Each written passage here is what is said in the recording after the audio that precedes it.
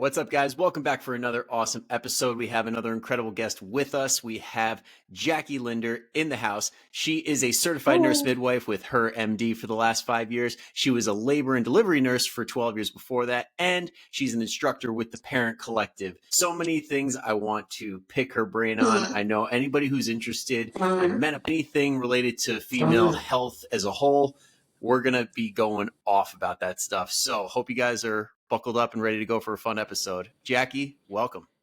Hi, thanks for having me. I'm very happy to have you here. Thank you for coming on. Thank you. It's a pleasure. Now, yeah. So I know when people hear like the title certified midwife, like immediately we go to the birthing process. Yes. And it's like, okay.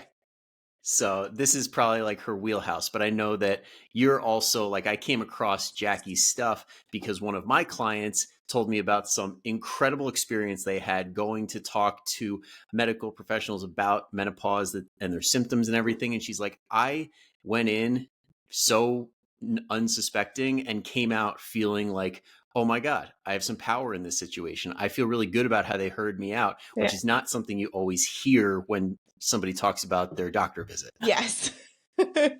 So we're going to dive into that a little bit too, but I'm going to pull back. I don't want to jump right in without having some sort of direction. Okay. So let's start from the top. When it comes to your experience with being a delivery nurse. Yeah. Now, this is mostly a fitness podcast. Right. Are there any specific like things that happen during the birthing process that people kind of like downplay or don't really realize do affect them for years and years after the fact? Oh, yeah, absolutely. So I started as a delivery nurse and a midwife, especially, right? Your body mechanics, how you're treating yourself in pregnancy is going to carry you through, right? So, you know, we look at even things like, let's take gestational diabetes, for example, right? We want to make sure we're optimizing our health, reducing our risk of developing diabetes, reducing our risk of developing gestational diabetes. And why does that matter so much? Well, that matters because those who are diagnosed with gestational diabetes in midlife can be at a 50% increased risk for developing type 2 diabetes. So,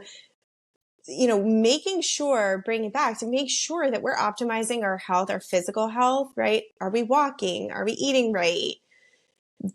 That's going to optimize the birthing process for you. So how long you're pushing, how your labor goes, can reduce your risk of type 2 diabetes, gestational diabetes. So it's all connected, right? So I hope does that answer the question a little bit? Oh, absolutely. Absolutely. Because I think that a lot of people, at least from what I've been told, once they're done, once they've had their baby, it's like, all right, bye-bye now. Like, well, right. That's it. Right. And it's, you know, it's one of the most physically demanding things you're going to do. Now, as a midwife, the way we practice, and a lot of people just assume that we only take care of people who don't have epidurals, and that's simply not true. I've only delivered babies in the hospital or in a birthing center. Many of my patients have had epidurals, and even with an epidural, birth is the most physically demanding thing you're going to do probably in a lifetime. I know I myself pushed for like 6 hours. So with my second, so, you know, optimizing your physical health can really be beneficial to the birthing process. That does sound a bit like a marathon. It is. Yeah. This is one of those things I just sit back and I'm like, yeah, us guys could never do that. No way in hell. No, sorry to say. We get a paper cut and we're crying. Yeah. So props to the moms out there. Yeah. But I can imagine that having some sort of physical fitness beforehand would play a big role in not only being able to do it in general, but also make it a little potentially less miserable. Correct. And look, you know, people often, and I talk about this with my patients, pregnant, midlife, right? I really believe in health at any size. Right? We have an optimal BMI per se, but are you able to tolerate cardiovascular activity? Because pushing is a cardiovascular activity, right? So I tend to focus less on your number and focus more on your fitness. Right? Does that make sense? Mm-hmm. Absolutely. Yeah. And I know cardio definitely plays a big role, but would things like, say, learning how to brace and creating intra-abdominal pressure, like that's basically what you're doing, right? Is creating that pressure. Right. So, and there's two schools of thought with pushing, right? So You can even have open glottis pushing or closed glottis pushing. So that is, am I closing, holding my breath, pushing down? Some people can do that for births, mainly first time people who are pushing. Or open glottis pushing. Some people can just have that nice ejection reflex and they can take a deep breath and relax with their breath and open through pushing. Not everybody can do that. Not everybody should do that. It really depends on the person. Yeah, it kind of almost sounds like the difference between how we talk about, say, reflexive bracing when lifting, where Yes. your breathing mechanics, Yes. when you exhale, your abs contract. When you Yes. inhale, your abs tend to relax. And then there's the Valsalva maneuver, which we do in like powerlifting, where it's like, all right, bear down, here we go, don't crap Right. my pants. Right. Exactly. And that Valsalva, with many people who are pushing for the first time, they have that Valsalva. That, all right, hold your breath and push, right? And everything's Yep. tense and tight and it's push. And that don't crap my pants. If I hear that once, I've heard it 1,000 times. But Jackie, I don't want to poop on the table. And to which I say, it's good for me because that tells me you're doing it right. So don't worry about it. Kind of an indicator for me, Indicator, but yes. And we just like put it in a little garbage and we're not going to talk about it. It's fine. exactly. It's kind of like those things. It's like we all know what's happening. We're just not going to talk about it. Exactly. It's kind of like when clients fart mid-session. We're like, Yes. all right, well, that definitely just happened. And Anyway, so how was your weekend? Yep. Yes. 100% the same. Yes.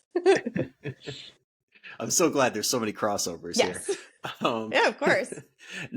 Now, when it comes to like say postpartum, and Yes. we're in that place where it's like, okay, the deed is done, the beautiful baby is here. Now it's time to get back to fitness. Or maybe even some people, like I know that there's probably some out there where they have their child and they're like, oh my God, I have a reason to get healthy. I got to really I want to be here for them. Right. What would be some tips that you'd give them for like getting back into it or maybe starting up for the first time? Oh, that's a great question. So I can use myself as an example. So I've had 2 babies. I have beautiful daughters. My older daughter is 4. My younger daughter is 8 months. So I'm still in the thick of postpartum myself. Oh boy. Yes. And to that, I always tell people go slowly. It took you 9 months to make this baby, right? It took your body 9 months to accommodate and become that pregnant. It's going to take you a minute to come off of that. And with the understanding that I hate the term bounce back, not that you used that term, but a lot of people assume that their body is going to bounce back, but that's simply not true. Your fat redistribution is different. It might look like your pre-pregnancy body, but it also might not. She's also worthy, right? So I look at health and fitness from a biopsychosocial model, right? So because it's silly to look at that just in terms of a vacuum. And so when people are, I find, more motivated when it's coming from a place of self-love and not a place of self-deprecation. And so much to your point, it is being there. It's showing up for yourself is showing up for your baby. Because you know what? I baby wear all the time. My back hurts all the time. I know that I want to lift. And that's part of like getting stronger and like really helping my mobility so that I can be a better mom.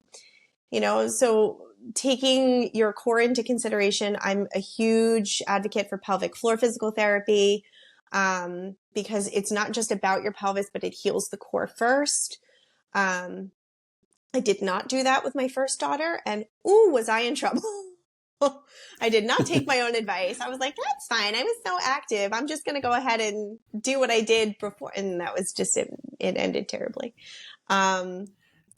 Well, I'm glad that you said all that because actually, like, if anybody hasn't listened to it already, Carrie Dominic, who's a pelvic floor PT who I had on a few weeks back, she's touched on this same stuff. Yes. And we talked about the bounce back body, and it's like this unrealistic expectation. Yes. So if anybody ever hears me say bounce back body, you better believe it's sarcastic. Yeah. Because I do think that media portrays an unfair, unrealistic type of like aspiration post baby where it's like, all right, so now you just got to go back to where you were and pretend you never had birth. Right. Exactly. And that's unrealistic. And, the fact is that your baby is born, but so are you. You've never been here before either. And that means showing up in a body you've never been in before. I talk about it puberty, birth, menopause, it's all the same. You're showing up in a body that you've never been in before. It would be silly to look at a teenager and say, oh, you're going through puberty. You have this new body. It's not as good as your childhood body, but right, that's silly. You would never say that to a child. So why should we say that to women in birth and postpartum or midlife? You know what I mean? I love that, because I do think that that's an important discussion. A lot of people are either not having or kind of just putting off until it like slaps them in the face, where it's Right. like, especially when we talk about menopause, it's like your Yeah. body's never going to go back to that place, but who's to say you can't have an incredible Yes. future that's going to look a little different than you thought, but it Yes. might be better in a ton of different ways. Correct. Correct. Yeah. So when it comes to those other ways, like what are some things that you like to tell people to focus on? Like I know when my client came in, she had a bunch of like things that she felt, okay, I could work on this, I could work on that. What are some things that you think most people who are in perimenopause and they're in like the thick of it, feeling the Yeah. symptoms, or if they're like post-menopause and they're still kind of lingering, like what are some things that you think that would help them? Right. So I am a huge advocate and proponent of weightlifting. So I want my patients to not just burn cardio all day long, right? Because that's something that is this pervasive thinking of, well, this is how I'm going to get fit. I'm just going to rail on that treadmill and I'm not going to eat that cookie and I'm going to look the same as I did when I was 25. And it's like, well, you have a fat redistribution that's not going to sustain you. And by the way, you're going to be miserable not having that cookie. So, Yep. right? Like I prefer people to weightlift. We have evidence-based research that shows that weightlifting is the optimal method of exercise for people to sustain body composition changes. I always talk about too that body composition changes, that's the important key here. It's not the number on the scale. That is a toy. The scale is a toy. I care about your body composition. Where are you fitting your clothing? Does it fit well? Yeah. But that's the thing. It's looking at your body composition and optimizing your health for that. So that looks like eating well, eating clean, eating healthy foods that we know are low in saturated fat, right? I always say to people, you're very smart. You know what you should be eating and what is less healthy to eat. Eat more of the good stuff and less of the stuff that makes you feel like you want to sit on the couch, right?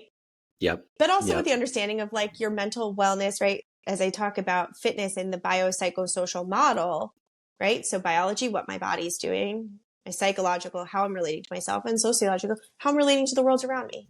If I'm at a birthday party and I want a cookie, I'm just depriving myself. Why? That's just going to make me angry. Oh, I'm in that deficit mentality. I can't have this. No, eat the cookie. But I know that you're going to be strength training 3 days a week, right? So that muscle build up is consistently going to sustain you. So don't worry about the cookie. Exactly. Because when you strength train, there's no downside really, especially if like you No, overeat, then great. You're in a better position to build muscle. And if right. you push it to the point where you're eating so much that you're gaining body fat, it's not like one day, it's like weeks and months, and you know you're off the wagon. So it's like Yes. those one instances where you're like, oh, I feel guilty. It's like if you get Why? right back at it the next day, if anything, it's going to help you. Yes. Yes. Exactly. That's exactly right. Yeah. It comes down to trends. And I'm so glad that you said, like, don't worry about the scale, because I know Miss America always gets that question. If you could do anything, what would it be? World peace. I would be like, I would destroy every scale on the entire world and just rely on body measurements. Yes. And as a clinician, I know this, but do I fall prey to it? Absolutely. Oh, I say that. I jumped on Absolutely. this morning. I Yes. jumped on my own this morning. But and the hope is for the future is, I try to shy my 4-year-old away from it. I don't let her see me do that. Although when she does, she says, "Oh, mommy, how strong are you?" Because I've taught her that it's a measure of how strong mommy is. And so she looks at Yep. the scale, she has played with my scale before and she steps on, she's, "Oh, my feet are so strong." Like, that's right.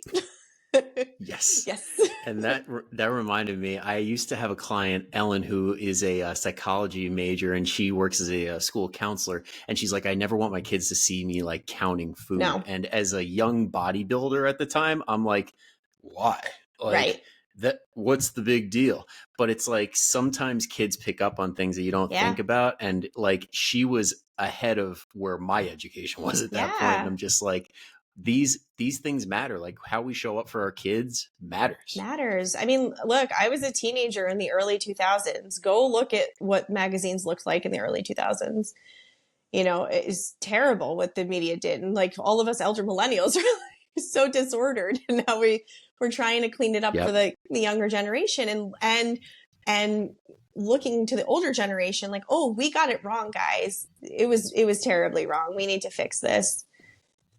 Exactly. And I think it also does come down to the fact that it needs to be used in the right way. A lot Yes. of really good ideas suffer because of bad implementation. Yeah. Like, can you count Oh, calories yes. and be with your kids at the same time? Yes, but don't make it so you're like, oh, I'm a victim to my calorie budget. Right. It's like, no, I do this for the empowerment aspect Right. because I'm in control. Right. Exactly. Exactly. And looking at, oftentimes when I am talking to my patients, I talk about let's not operate from a deficit mindset. Let's look at what we do have. Load up on the veggies, load up on your protein, because chances are you hitting your protein goal for the day? Probably not.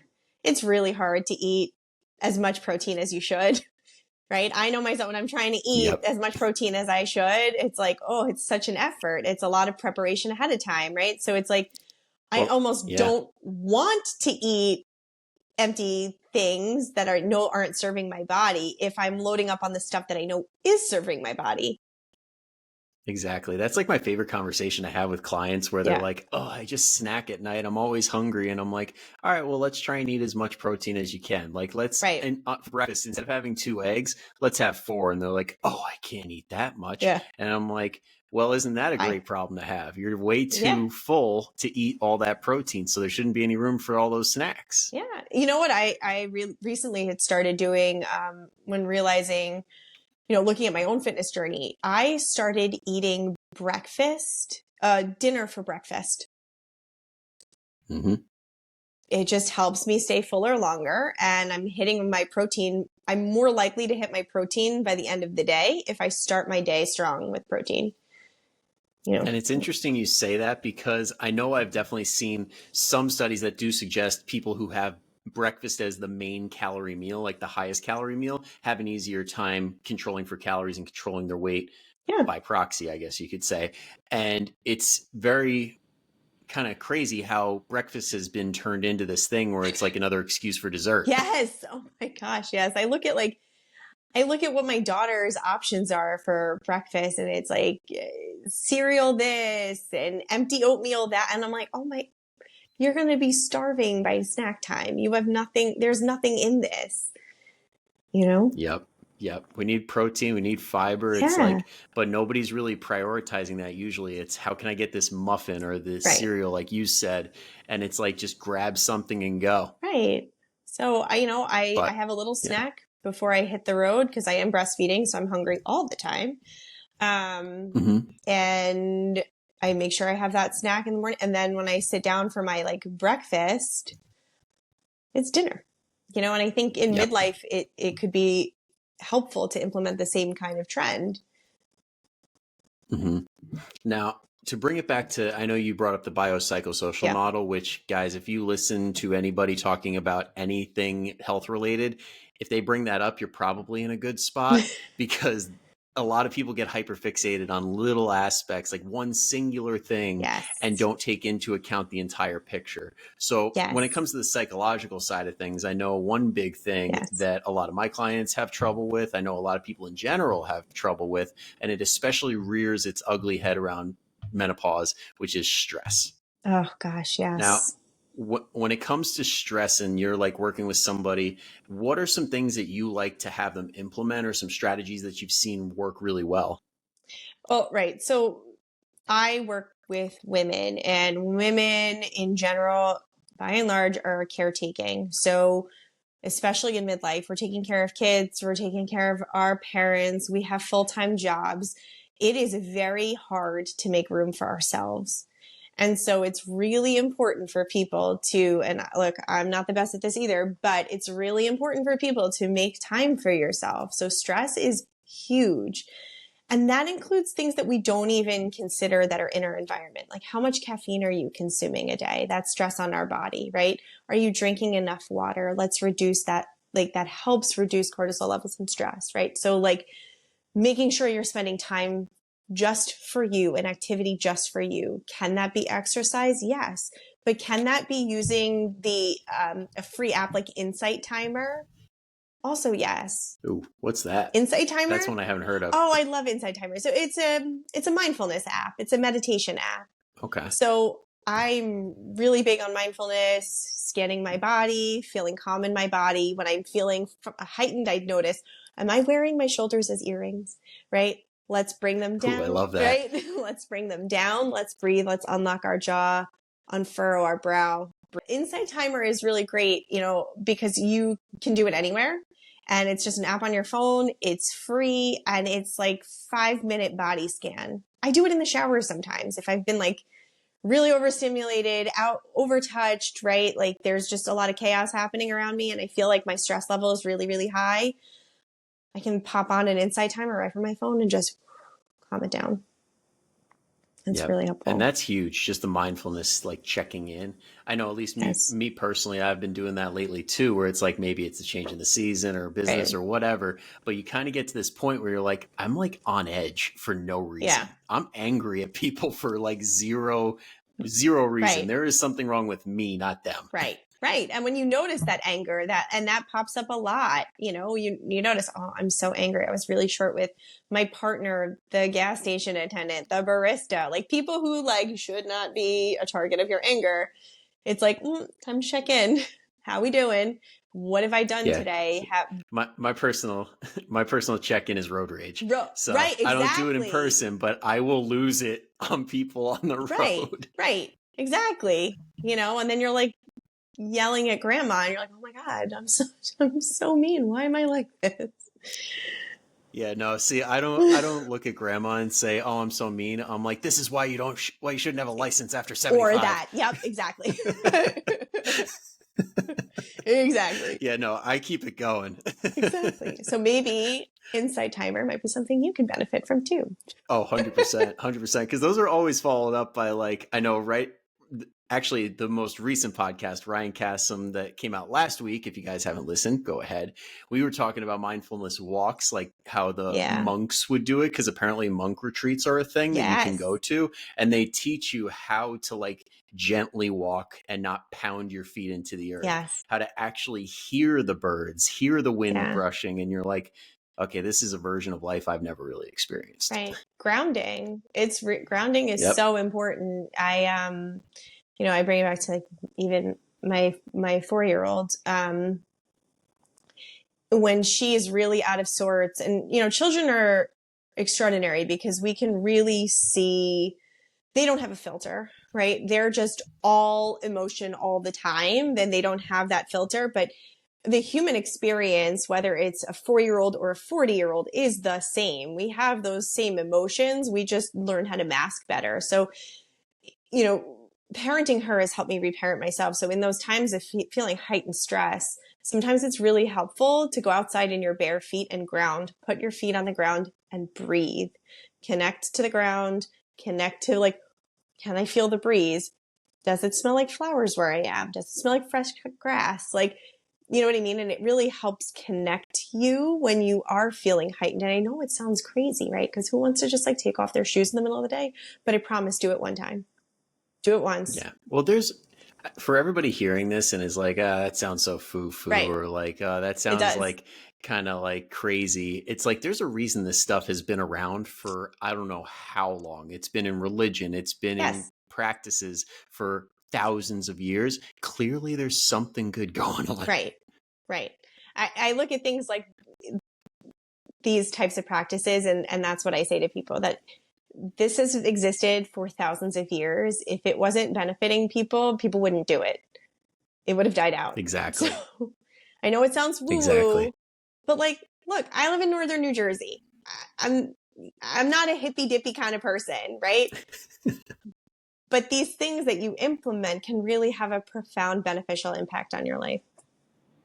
Yeah. And if two people from Jersey are backing this, you Yeah, know it's legit, because exactly. this is I mean, maybe with taking New York City out of the equation and maybe Boston, this is probably the most stressful section of the Yes. entire country. Yes. Yeah. I mean, look, I'm a born and raised New Yorker. I moved to New Jersey 4 years ago.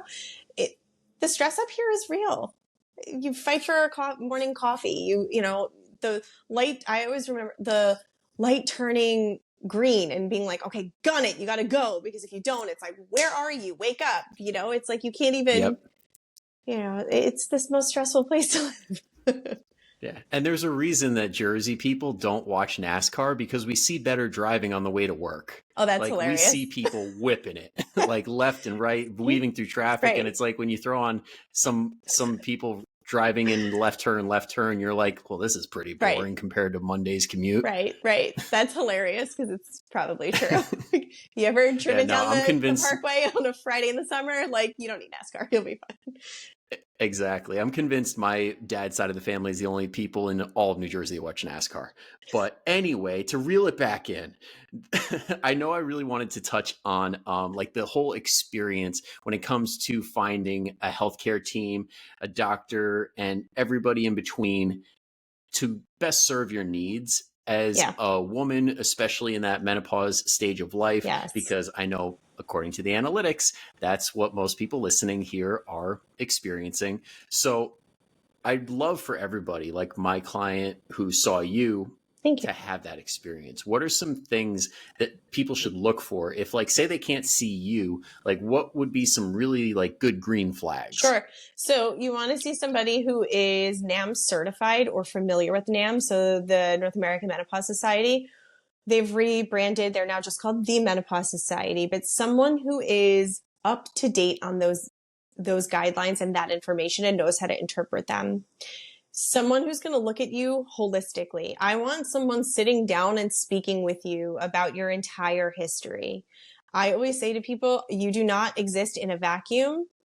Today, I diagnosed somebody with prediabetes, right? So when I'm looking at somebody in midlife, I'm not just looking at your hormones. I'm looking at what's your hemoglobin A1C? How have your blood sugars behaved in the last 3 months, right? Do you have prediabetes? Because if you're not feeling well and then I diagnose you with prediabetes, guess what? We're going to start there, right? What's your lipid profile doing? Let me look at what your cholesterol is, right? So all of these things have an impact on your well-being and your physical health. So a good clinician is not just throwing something at you and telling you to leave, right? It's someone who is going to sit and listen. And a lot of the patients that I've seen, and I don't mean to knock other clinicians because I've worked in practices where I have 15 minutes to see a patient. You're doing things fast. Yeah, So it does come down to the system at a it's certain the point, because you could have system, the best doctor, best right? like NP, best PA, whatever. And if they only have 10 minutes with you, Right. that's asking a That's lot. asking a lot. And, I'm fortunate because I work in a practice where I can spend some more time with my patients and I do pick up errors and I do correct things that have been misdiagnosed or mismanaged. And it's really boils down to the system I work in. I'm very fortunate. But for individuals who don't have that access, making sure you're going down with your history and you're going to your clinician and saying, this is my history. Can we look at my A1C? I want you to run my lipids. Are you familiar with hormones? Right? And what works for me? Can you talk to me about my individualized care? You're using those buzzwords, the clinician will know that you've done your research. Yeah. And this is why I love, like, I know I'm currently getting certified in menopause coaching through Girls Gone Strong. Great. And they actually have a whole like health history form of like for you to Yes. fill out and be like, hand it to your doctor and be like, hey, Look at this is this. what's going on. And having something like that in your back pocket is an absolute game changer. Right. And that's huge because understand that clinicians aren't the problem most of the time. It's the system. And, Yeah. you know, handing a clinician a piece of paper that says, this is all of my history, every drug that I'm on and anything that I've ever been diagnosed with ever. Can we look at my hormones, my lipids, my A1C? Like, can you run these things for me? That clinician will be like, oh, thank you so much. Yes, let me look at this. Because for some odd reason, they still haven't found a way for all the medical systems to kind of have one centralized place where your information is, because that'd be just too easy. It would just be too easy. Too much. I know. Tell me about it. I can't even tell you how many ultrasounds I'm waiting on. It's like, well, you got your MRI here, you got your ultrasound there. And it's like, oh, but I connect to no system. So it's, it's a barrier. It's a mess, but we can do what we can to clean it up and make it easy with stuff like this. Exactly. Now, let's say somebody is fortunate enough to see someone like yourself or somebody else with Her MD. Yes. What, like, I know we talked about it a little bit before, off camera, before the show. Like, what is Her MD? Where is it located? Sure. And what exactly can people expect from it? Yeah, excellent. So Her MD is a women's clinic. So we focus on women, specifically women in midlife. So regular gynecological care, right? You can have your annual exam, your STD screening with me, your pap smear, what have you. But also we specialize in menopause and sexual wellness. So menopause, midlife, perimenopause, menopause, and sexual health. So people who have low desire, low libido, orgasm dysfunction, that sort of thing. So we are located in Millburn, New Jersey. So that's where I practice. We also have brick and mortar locations in Tennessee, in Ohio. Hopefully we're going to expand. So people have come all over to see. I know that I've had patients come from upstate New York to come see me. So also a lot of the things we are telehealth compatible. So, you just need to see us once in a 365 day. And then, hopefully we can see you telehealth but depending on what your situation is. Yeah, but that's huge, especially the fact that telehealth is an option. Yeah. I got to say, one of the things that did really kind of improve with COVID was stuff like that, where it's like, okay, everybody knows how to work Zoom or like work the video on their phone now. So thank God for that. Yes, seriously. Yeah. So, I mean, oh, sorry, go ahead. No, I was going to say, it makes access to care just so much more accessible. Makes care so much more accessible. 100%. Now, I know we covered a lot. Like, I think a lot of people listening right now are like, wow, I got like X, Y, and Z to do, but I know I'm going to be so much better off. So now before we close it off, I do have one last question for you. Okay, because on this podcast, we always have the last guest leave a question for the next guest without having a clue of who they are. Oh, okay. All right. So are you ready for this? Sure. All right. Now, this one comes from Ryan Cassim from last week's podcast. I already mentioned. Great dude. Go listen to this once you guys are done listening to this one. Okay. He asks, who taught you the greatest lesson in life so far, and what was that lesson? Ooh. The greatest lesson in life. Ooh, that's a good one. Okay, so the first thing that popped into my head, my dad is a physician. He still practices at 72. Go dad. Wow. Part-time, but he does it. He gets out there. Hey, props to him. And oh my gosh, I feel like I could cry talking about it. So he taught me the 3 A's of medicine. He said, Jackie, if you want to be a good clinician, you got to have 3 things. The first one is affability. Your patients have to like you. The second thing is availability. You have to be there for them. And the third thing is ability. You have to be good at what you're doing. So your patients, in order to trust you, you need to have all those 3 things. And if you can do that, you will be a good clinician. That's awesome. I think that's the first thing that came to my mind. Yes. And all of them are so applicable. I mean, even as coaches, if anybody is a coach listening, that's another good one too, because you need all of those if you're going to help anybody in any capacity. Yeah. And and those things, look, you can't teach somebody how to be likable. You can't teach somebody you could try, but to sit down and care. My patients know that I care. I really do. And if I don't know something, I tell them. I'm honest. I will come back to you. Let me do some research. Let me do some digging. I will come back to you with an answer for this. And I Yeah. always tell my patients too, I'm available. If you are suffering, don't. Just call me. It might Yep. take me 24 And hours to get to you, but I will get to you. that's another green flag that I think we didn't quite touch on, which is like, have you ever heard that person say, I don't know? Or even Right. if like they hit a snag, is the response, I don't know, I'm going to look it up, or I don't know, I can't help you? Exactly. Or worse. I mean, it's like people just saying things that are like, where did you get this information? Or Yeah. where'd you get this antiquated information from? I wouldn't Yeah. put another clinician on blast, but yes, it's a strong person to say, you know what? That's a great question. I'm going to do some personal digging for you and I will get back to you. Yep. Because it speaks to the fact that that person's ego does not trump trying to serve you in the best way possible. 100%. Yep. There's tons of ego in medicine, but I don't think there should be. Yep. Yep. I mean, it's one of those things that we wish would go away, but unfortunately, like especially Yes. in the medical system, like it attracts a lot of people that love the authority trip. So Yes, the good with the bad. exactly. Yep. Well, thank you so much for coming on. I really appreciate you Of sharing your course. wisdom and teaching everybody a thing or two. Now, I know that you're active on social media I am. too, so I know that you're putting out some good tips. Where Thanks. can people find you if they want to keep hearing more about what you talk Yeah, about? that's great. Thank you so much. So it's Jackie the midwife on Instagram. So you can find me there. I have a TikTok, but I don't really use it very often. I'm more on Instagram at Jackie the midwife. Yeah, I think we all kind of veered away from TikTok. It was fun while it lasted, Yeah. but it's kind of Yeah, I going think it's downhill. kind of over now. Yeah, And yeah. I want to And also just, oh no, go ahead.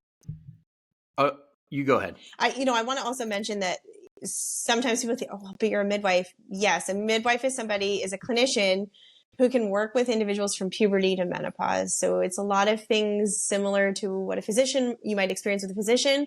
We can't do surgery. We have a scope of practice, but to be your clinician for this period of time in your life, puberty, pregnancy, menopause, we can take care of you. And another green flag right there. Somebody who is well aware of their scope of practice, telling you where they start and where they stop. Yes. Another gigantic green flag. Thank you. Yes, absolutely. We love our physician partners and we need them and they're wonderful just as much as they are. Exactly. Everybody has a job to do. We got to do it to the best of our abilities and then refer out when needed. Yes.